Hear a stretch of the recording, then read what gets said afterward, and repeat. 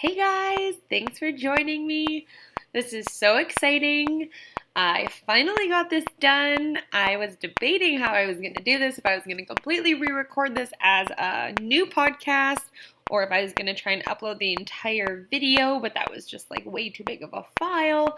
So I cut the video out. I did keep the audio, the original audio from the live event.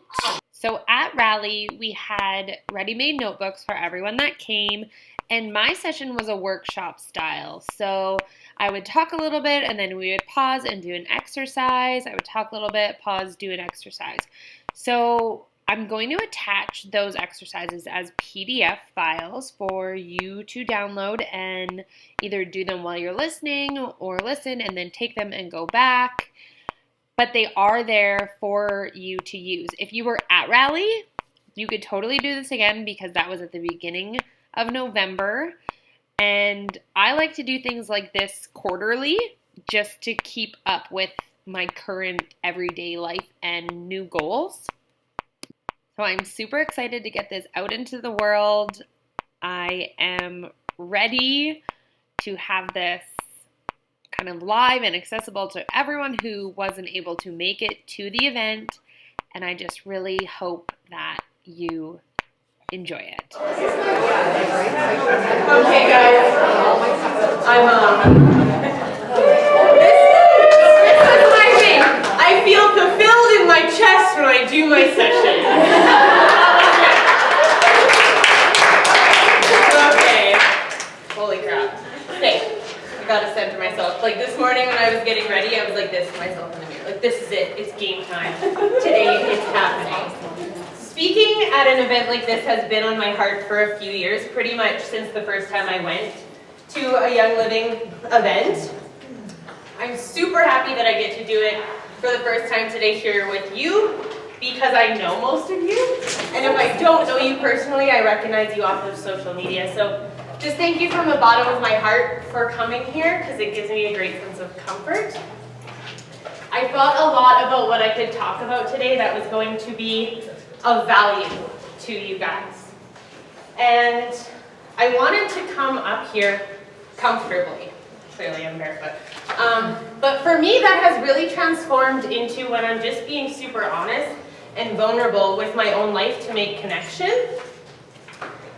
So it did take me a while to surrender to the idea of telling my backstory because I really have never publicly told it before. And if you follow me on social media, you might get the idea that I'm a pretty confident person and I have a pretty good grasp on my life, but I haven't always been like that. And just in the last 4 years, I've kind of been working towards becoming that. Before that, I was pretty much the exact opposite. So I ended up taking this way back to when I really started making sink or swim choices for myself in my life. So as my bio said, I started my entrepreneurial career as a fitness instructor and personal trainer. So in 2012, I started teaching fitness classes when I was 20 years old. I recently have made my way back into the fitness space in my life. I took a 16-month break from doing anything fitness related for 16 months while I was pregnant and birthed our second son Mason last January. When I was pregnant with my first son Lucas in 2016 is when I was introduced to Young Living, which Kendra hosted the party.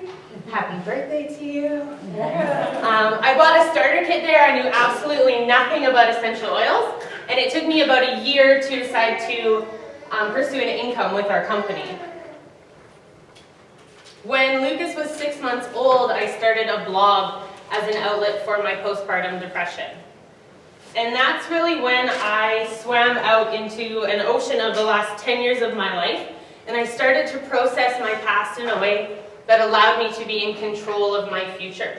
And when I was in the thick of struggling with my postpartum, I had been living my life at the shore.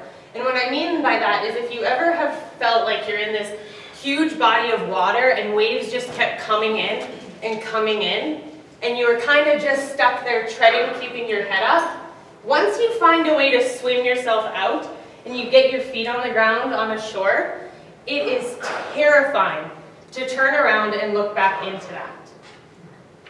But by going back in and taking ownership of my story, giving myself credit for all of the tough choices that I made, I realized that to love who I am today, right now, meant that I couldn't hate the experiences that shaped me. So I know that every single one of you has fought one way or another to get here to this point in your life. I know that you all have a story to tell when you're ready. I know that it is equally as important that you tell your story as it is that I tell mine. And I know that as women, we're stronger together when we can hold this space for each other and just tell the truth instead of giving a highlight reel all the time. So my session today is going to be workshop style. So I'm going to talk a little bit. There's exercises in your notebook, so I will tell you which one to go to, and we're going to work through them together. I love interaction. So if you have like an amen, a head nod, whatever you got, being a fitness instructor, I love live feedback. In my classes, it's usually people swearing at me, calling me bad names. But whatever you got from me, I'm here for it. So here we go. I am obsessed with becoming a woman comfortable in her skin. Has anybody thought this before? Ever? So this quote came across my phone screen at a time when I was really struggling to find direction in my life. I was in a severely toxic relationship for just over 2 years, from when I was 20 to 22. It was extremely controlling. It was full of drugs and alcohol. I had zero self-esteem. I had zero financial freedom. I was terrified to leave. I had moved from Ontario to Saskatchewan with this person, so I literally knew no one where we lived. So there was a big factor of isolation as well. When I did leave, I was a broken person.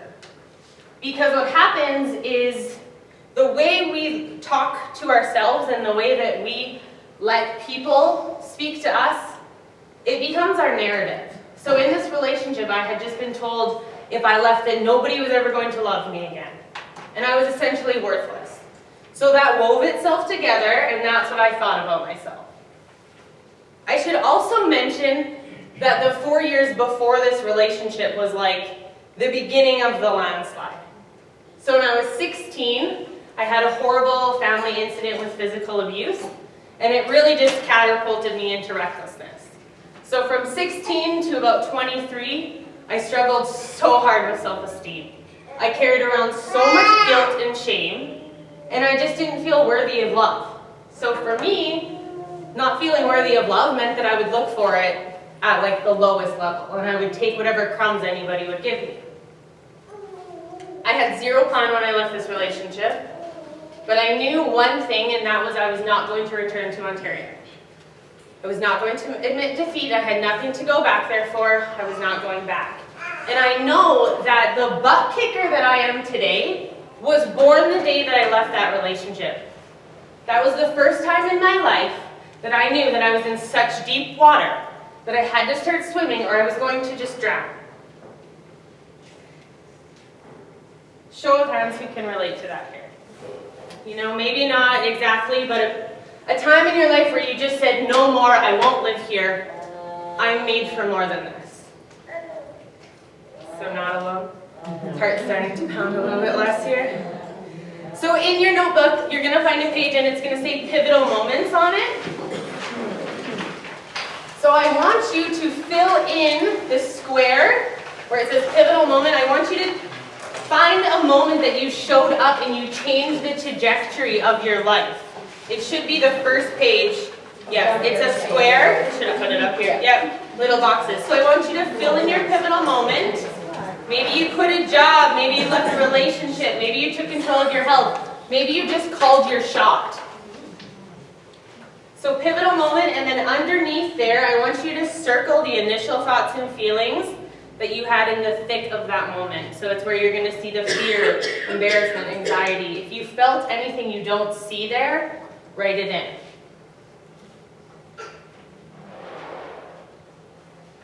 When you're done that, I want you to look below to where the positives are. And I want you to fill in around that pivotal moment what you leaned into to help make that thing happen. So maybe it was your family, maybe it was the excitement of the thing, Maybe it was the love for the thing.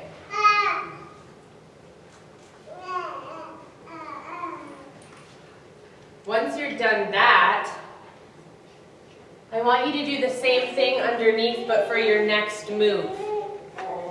So your next big goal, your next career choice, your next project. And instead of going back and circling those initial thoughts and feelings this time, I want you to underline them. Okay, hands up. Who has fear in both places? Or who feels fear when they're about to do a big thing in their life? Yes? There is nothing more terrifying than jumping into the unknown. But those times when you jump, when we make those decisions, those are the moments that define the person that you get to wake up as tomorrow. And you get to be next week. And you get to be a year from now. And a decade from now.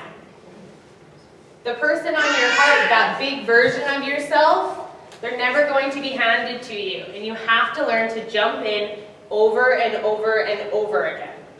Fear is inevitable, just like failure. The difference is being someone who can push past that initial feeling of fear and lean into all of those positives that we wrote around the pivotal moment. So lean into the excitement, lean into the love, lean into the bigger purpose that that thing serves for your life. So I wish that I could tell you that I left my relationship and I started uphill, but that would be a lie and it would make this really short.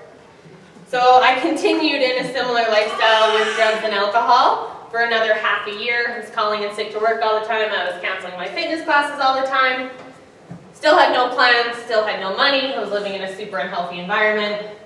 And then July of 2013, when all the flooding happened, do you guys remember when it rained like torrentially for 3 days and everything flooded and everything got washed out?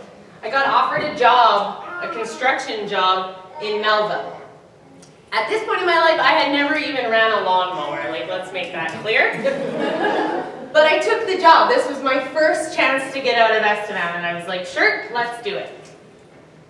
So I was now living in another new town. The only person I knew was the man who gave me this job. And I was still in survival mode. All I could think was eat, sleep, work, get your feet on the ground. This is when the quote came across my phone screen. And being a woman comfortable in her own skin was so foreign to me at that time. I couldn't tell you the last time I had looked in a mirror at this point in my life and thought, I'm proud of my reflection. And that's a crappy feeling. Has anybody ever had that? It's the worst. But the universe has a funny way of leading us to our path if we will just keep putting one foot in front of the other. Once I decided I was going to stay in Melville, I started teaching fitness classes and doing personal training on my days off. I cannot tell you how many times I have been called back to my mat to realign myself. Show of hands who knows what their church is, who knows what their thing is that they can do that makes them feel centered and whole. Good. I met two of my best girlfriends that winter that I started teaching classes. And it just so happened that we were all kind of at this crossroads in our lives, so we just like linked arms and started like forging paths into these new women that we were going to be. And it has to be said that the summer leading up to when I met my fiance, and I was just kind of winging life with these women, and we were figuring out who we were going to be and what we weren't going to put up with and where we were going to go, is one of the best seasons of my life. Girlfriends make life better. If you do not have good girlfriends, you leave your name at the table, I will call you. I met my fiance, Jason, October of 2015. This is the Halloween party where he asked me to be his girlfriend. He is Pitbull, I'm Wonder Woman.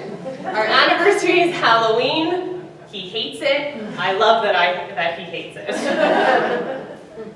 Meeting Jason was the second pivotal moment in my life where I knew that I had to start swimming hard towards the shore again. So I'm going to tell you about the lifeboat that got me to the shore, and it is not Jason. So I was working out at the Melville gym one day. I was probably hungover, so I don't know why I was there.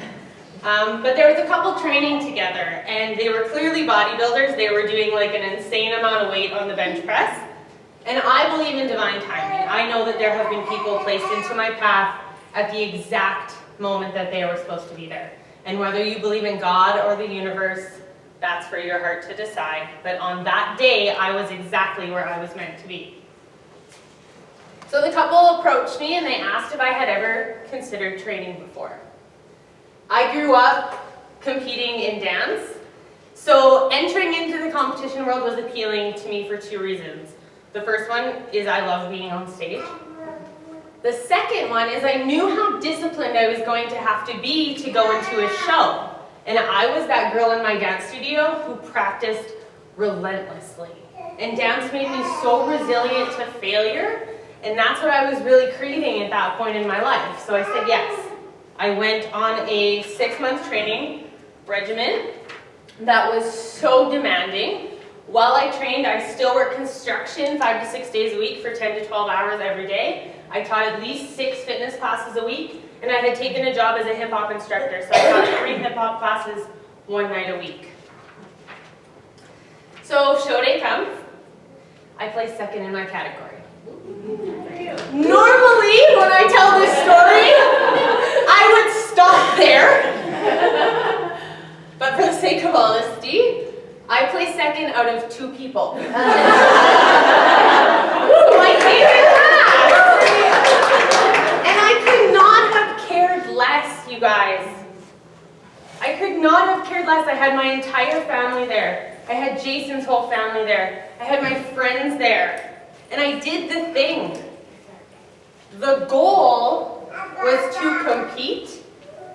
The goal was to become comfortable in my skin. Oh, thank you. The goal was for me. It wasn't for the opinion of 4 judges sitting in the front row.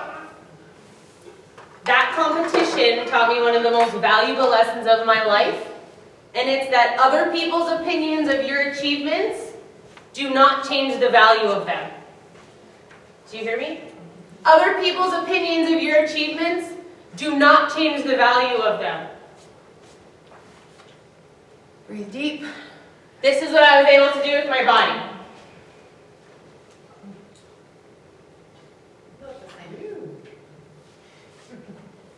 So imagine now that drastic transformation that happened on the outside also happened on the inside.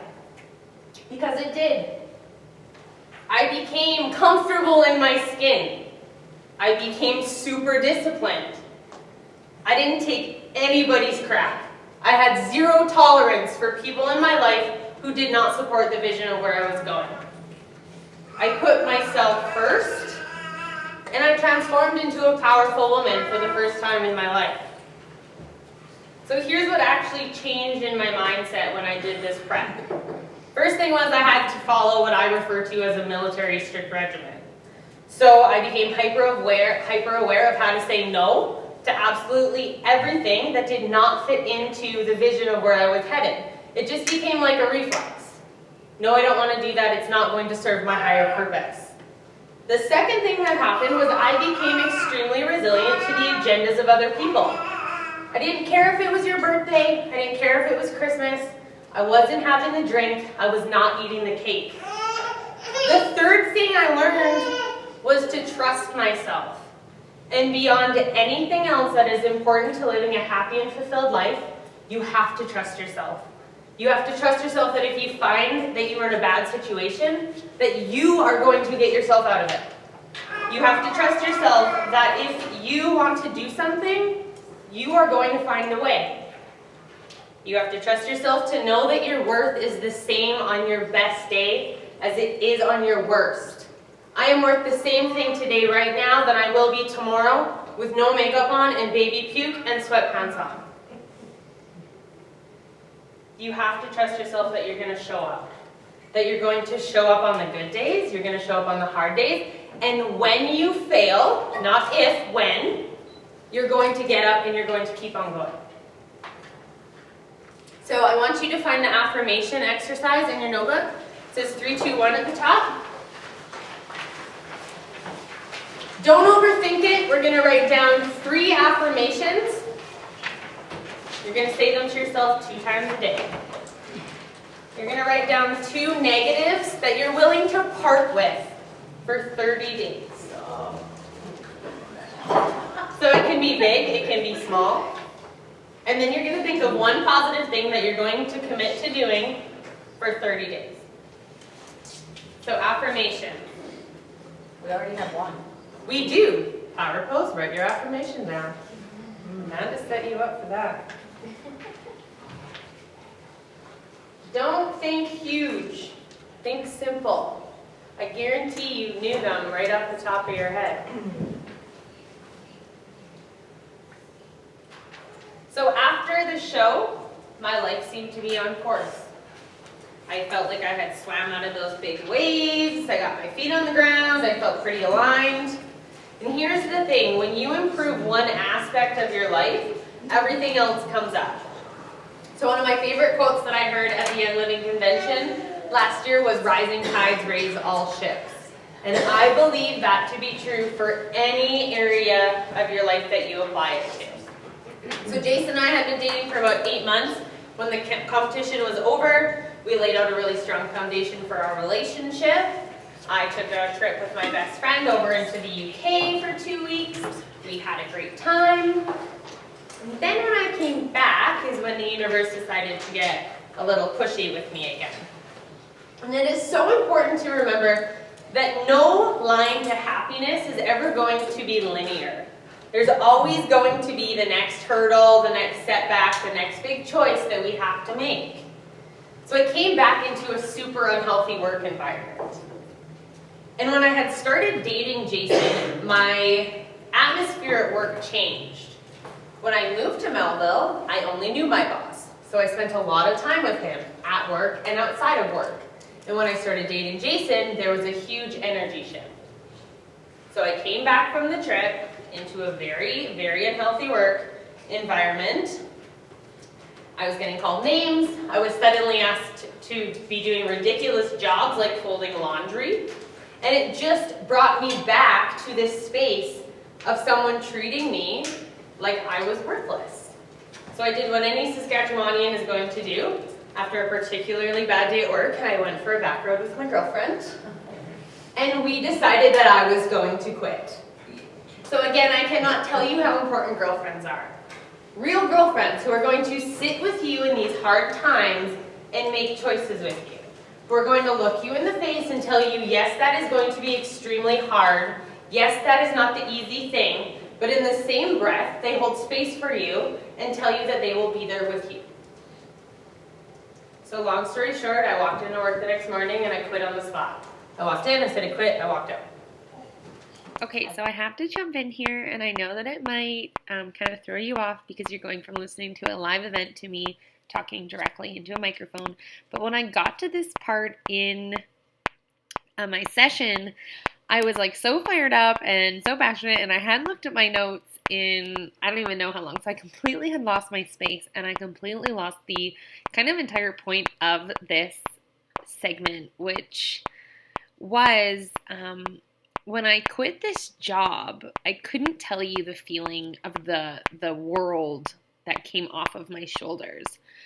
But what had happened and why I stayed there was A, that it was my main income, and B, because as women, or at least me, I sometimes think that I owe people things, and I really did hold a loyalty to my boss for getting me out of Estevan in that horrible situation.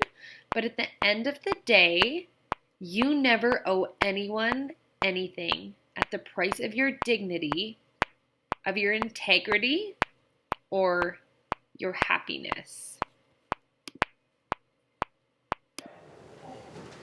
I left there and drove to Kamsack because Jason had been working underground. He had no idea what was going on. He probably thought I was a crazy person when I showed up at his door at 8 in the morning. But when I told him what happened, it was just a solid validation that I had made the right choice.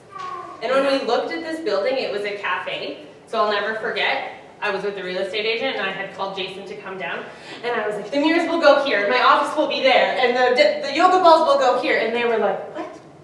Because it literally had tables with salt and pepper shakers on them and napkin holders still. But I just knew that this is what I was going to do, this is where I was going. So I moved to Kamsack in July of 2015. I signed my lease for my building in August, and I got the keys October 1st, and I opened the doors 12 days later on October 13th. Oh, gee, I deleted a slide, guys. So I had my family come down and help me to open it. I worked my butt off to promote it because keep in mind I was new to this town as well. I knew no one. So even though I was willing to put in the work and the time, it was still a gamble if anybody was even going to come to this building. I opened my doors with 65 dancers enrolled into my studio. I was able to teach 14 fitness classes a week, and I had about 5 personal training clients each week in my studio. At the time of opening, I was also 3 months pregnant with Lucas. So when I say that the last 3.5 years of my life have moved really, really quickly, I mean really quick. And I'm gonna just give you a rundown. That was my timeline. And then we'll backtrack to where everything kind of crashed down. So Lucas was born May 2017. I had my dance recital that year when I was 38 weeks pregnant. I returned to work for my second season at the studio September 2017 when Lucas was 3 months old. Jason had taken paternity leave, and that was the first time that we got a sense of what it would be like to farm full-time. He returned to work. He worked at the Esterhazy mine in December of 2017. And by February, we had turned our 5-year plan to farm full-time into a 5-month plan. So he worked December, January, February, March, and by April he was done at the mine and we were back farming full-time. So we renovated our farmhouse that July. We moved in August, and by the time we moved in, I was 3 months pregnant with Mason. So before I back up, I want to tell you the vase analogy. Has anybody heard this? Rachel Hollis people? I'm going to tell you it because it instantly puts into perspective that self-care is a requirement and not a luxury. So, imagine that you are a vase. Stay with me. You're half full of water, and the people in your life are half full vases around you. And what tends to happen as moms or as spouses, or if you're the hub person of your family or your friends, is that we tip ourselves over to pour our water into the people around us to fill them up. So we keep tipping over, and eventually what's going to happen to that vase? It's going to fall over. It's going to lean so far over to try and pour that little bit of water left. It's going to fall over, probably roll off its rocker, and smash on the floor. Has anybody ever felt smashed on the floor before? So that was me when Lucas was 6 months old. We just finished harvest. Jason was back working at the mine. I had been back working for 3 months at this point, and in no way did I show any grace for myself. I went into that second season, guns blazing. I thought I could operate at this. So this is where the second part of the vase analogy comes in, and this is where the shift happens. So there's a vase in your notebook.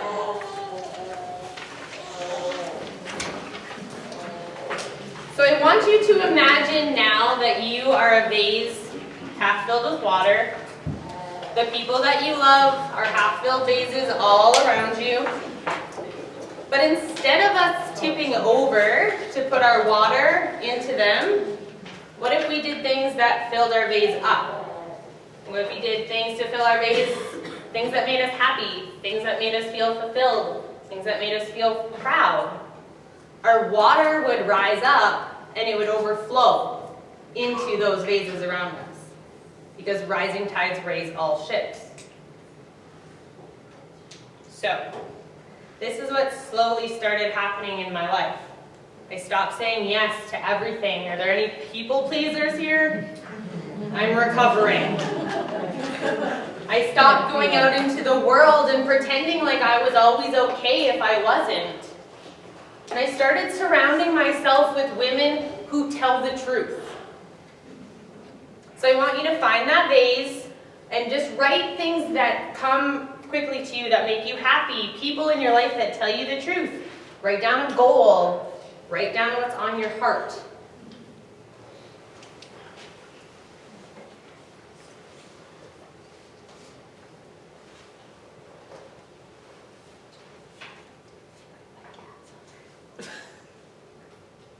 Your cats, is that what you said?